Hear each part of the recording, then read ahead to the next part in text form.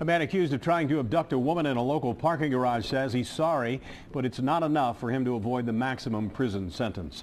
Good evening, everybody. It's playing out like a scene in a crime drama. A local woman is waiting for an elevator when somebody grabs her, tries to drag her into a stairwell. Now, fortunately, the woman screamed and managed to get free from the suspect, who then ran away.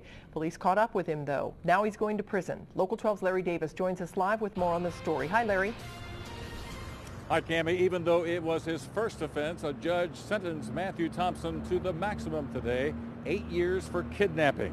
And it was a case that struck fear in the hearts and the minds of women who work here in downtown Hamilton.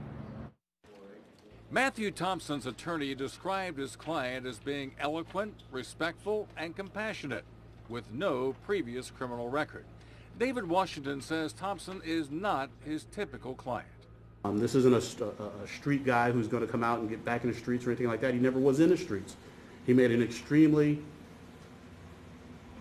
devastating and remarkably bad choice.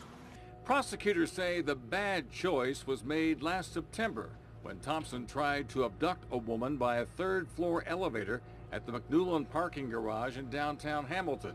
Wearing a ski mask and gloves, they say Thompson grabbed the woman around the mouth and tried to drag her to a stairwell. She screamed, and Thompson took off. That's a fortunate thing for both of them, because we will never know what the result would have been had she not fought back. Thompson was arrested after the victim's DNA was found on his gloves. He told the judge what he did was abnormal, totally out of character. I guarantee you there is no one in this courtroom today that is more committed and more dedicated to making sure that this does not happen again than I am.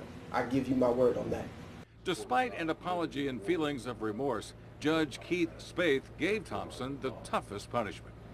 You, me, your family, the people in this community shouldn't have to worry who's lurking behind the wall, in the parking garage, or in the corner, or anywhere else. And that's really serious. Outside of court, the prosecutor described Thompson as being a potential serial offender. He calculated what he was doing. It wasn't a spontaneous act. He gave a lot of consideration and thought to his approach to this. But it's a sad day. I mean, he has a family who loves him and wants him home as quickly as possible, but we all have to understand that there are penalties associated with this type of conduct. And CAMMY, David Washington also says he has never had a client whose actions conflicted so much with whom he portrayed himself to be. Now, the prosecutor, Mike Moser, says that's because there were two Matthew Thompsons, and they were at war with one another. Live in Hamilton, Larry Davis, Local 12 News. CAMMY, back to you. All right, Larry, thank you. And the attack last September in the McDoulan parking garage was the second in a month. Police arrested another suspect in the first attack.